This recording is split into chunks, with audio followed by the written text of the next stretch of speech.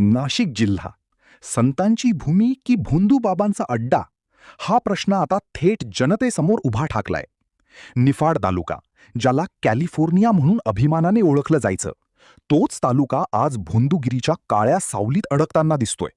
शिवडी, उगाव, गोंदेगाव, धारणगाव या नावांना द्राक्षा पंढरीची ओळख होती, पण आता इथे उघडपणे सुरू आहे श्रद्धेच्या नावाखाली लूट, फसवणूक आणि शोषण.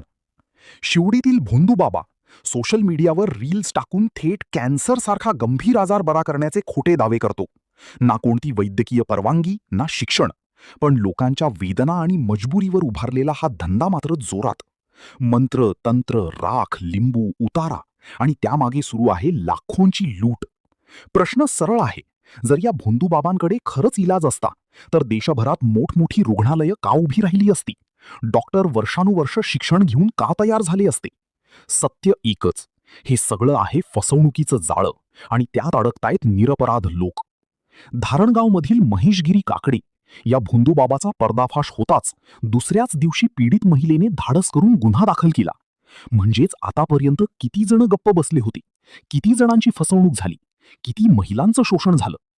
आता वेळ आली आहे भीती झटकण्याची. ज्यांच्यासोबत अन्याय झाला आहे त्यांनी पुढे यावं, आवाज उठवावा आणि गुन्हे दाखल करावे. आणि पोलीस प्रशासनाला थेट इशारा: गोंदेगाव, उगाव, शिवडी, धारणगावमधील भोंदूबाबांवर तात्काळ कारवाई करा, नाहीतर जनता शांत बसणार नाही. इंडिया न्यूज 24 तास या प्रकरणाचा शेवटपर्यंत पाठपुरावा करणार. भोंदूगिरीचा हा काळा खेळ उघड करूनच थांबणार. नाशिक जिल्हा संतांची भूमी आहे, भोंदूंचा बाजार नाही. Rajendra Thorat, bureau report, Niphad.